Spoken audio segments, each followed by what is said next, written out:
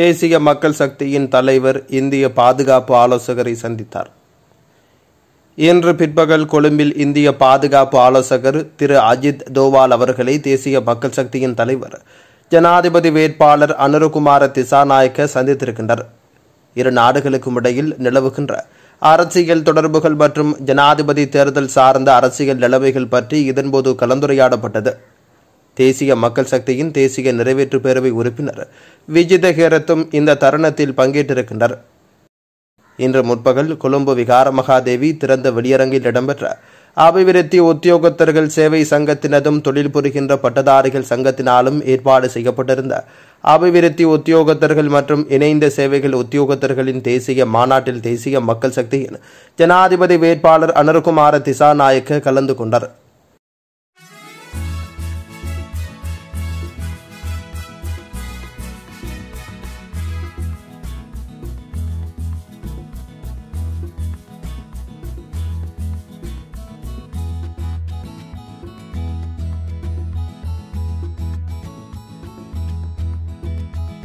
மறுமலர்ச்சி யுகத்திற்காக நாடு அனுரவோடு தேசிய மக்கள் சக்தி.